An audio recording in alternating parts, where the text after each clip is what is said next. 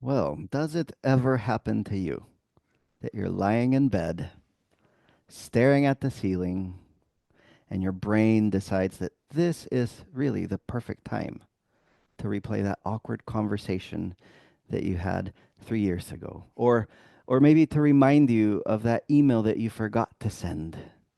Um, that really this is the best time for your brain to whisper at you, you're not good enough. You're not good enough. Before you know it, it's 3 a.m.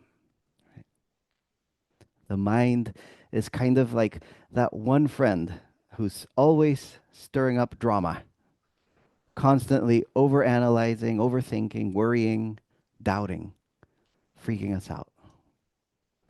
But what if I told you that we have another friend, one that is much wiser and calmer, chill, that's actually on our side? That friend is the heart. The mind is like a monkey in a cage, right? It's jumping from thought to thought, back and forth, restless, unpredictable, and sometimes downright mischievous. Well, this week, um, in our Bodhisattva Challenge, we continue studying from Dzogchen Rinpoche's book.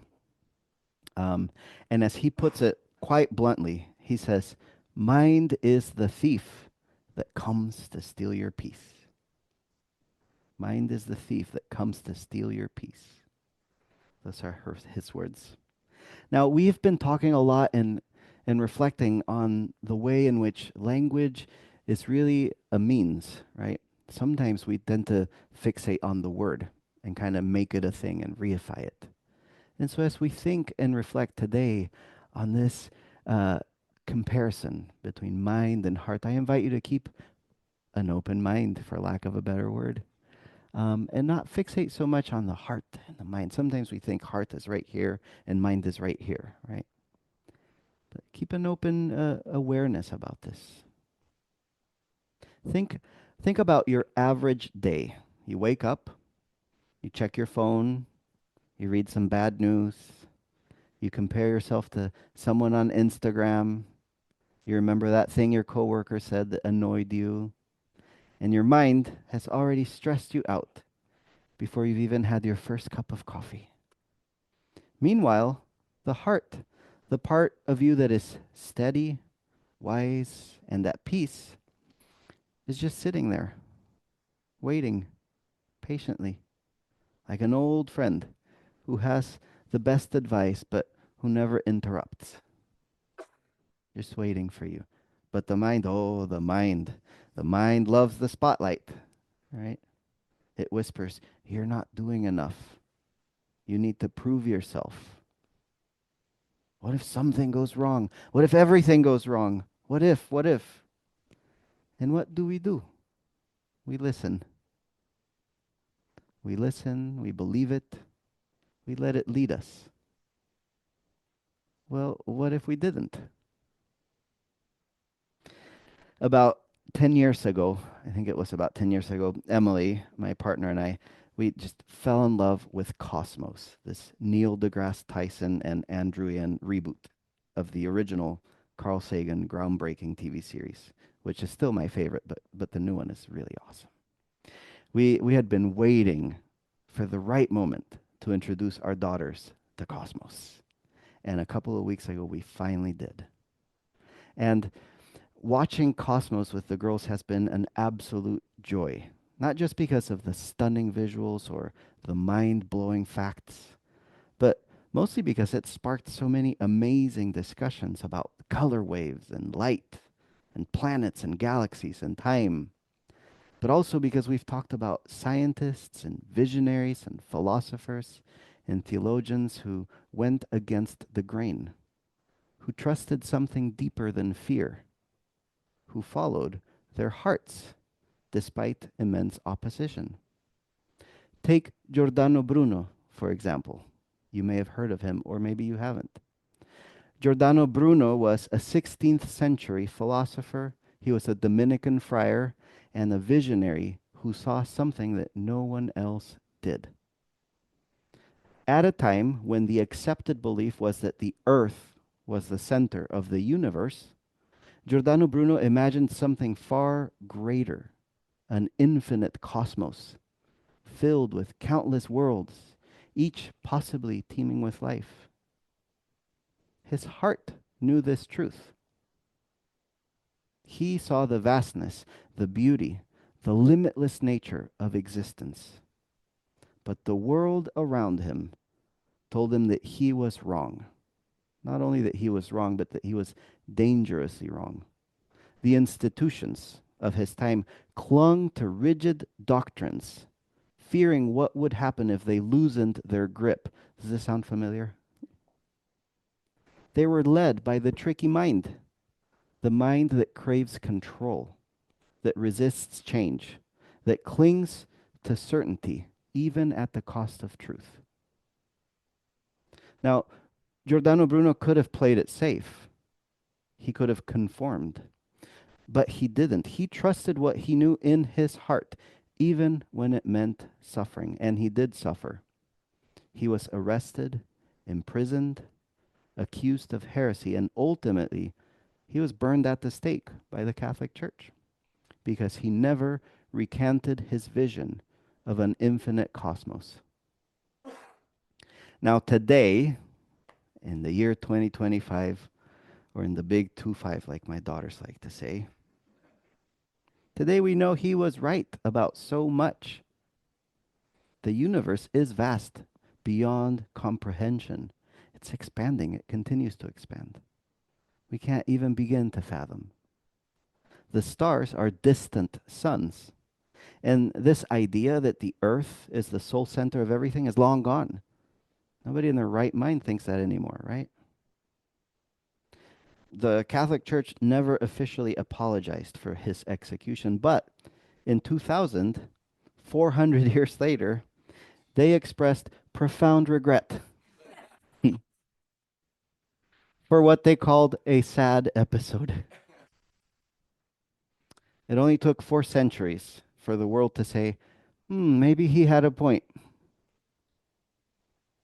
Now, of course, Giordano Bruno's story is a little extreme, but it reflects something that we all experience in our own way.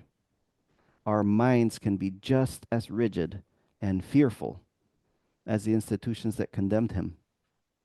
The ego, the part of us that constantly seeks validation, control, reassurance, clings to the tricky mind because it feels safer.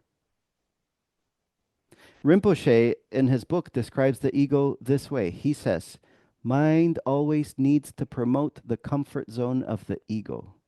The ego is never comfortable. Well, if there was ever an effort in futility, right?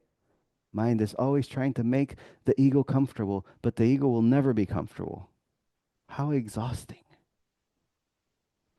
The ego is a lot like a high maintenance celebrity.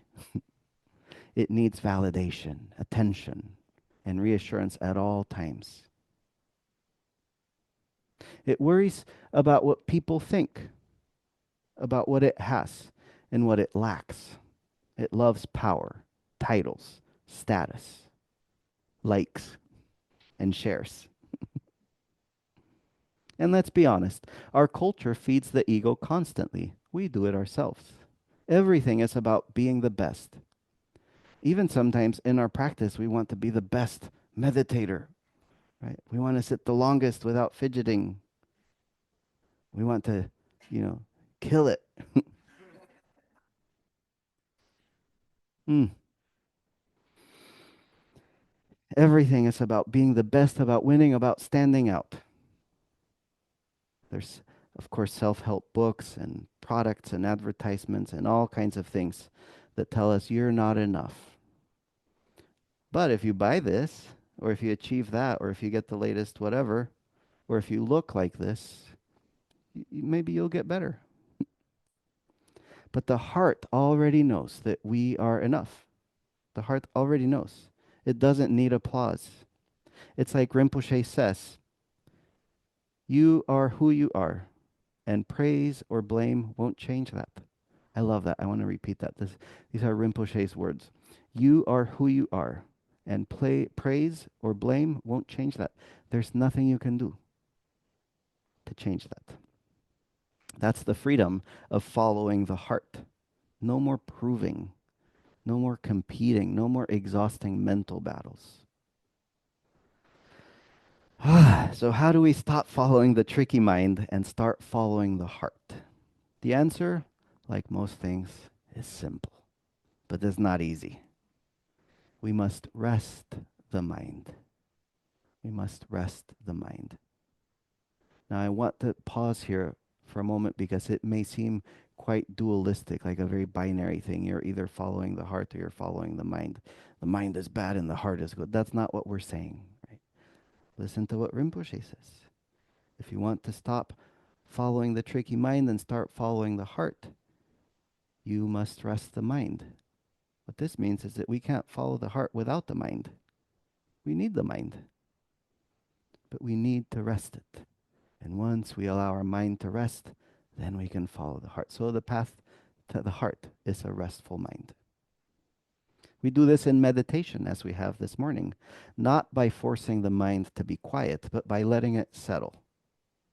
You can imagine a muddy river on a beautiful Sangha hike, right? You come across this muddy river, and if you start stirring the water with a stick, it stays cloudy.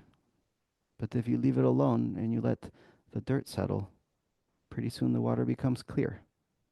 That's what resting the mind looks like. And that clarity is the wisdom of the heart. We don't have to fight the mind. We don't have to silence it by force. We simply stop feeding it. We stop stirring it. We stop believing every thought and reacting to every fear. And instead, we trust. We trust the silence. We trust the wisdom. We trust the heart.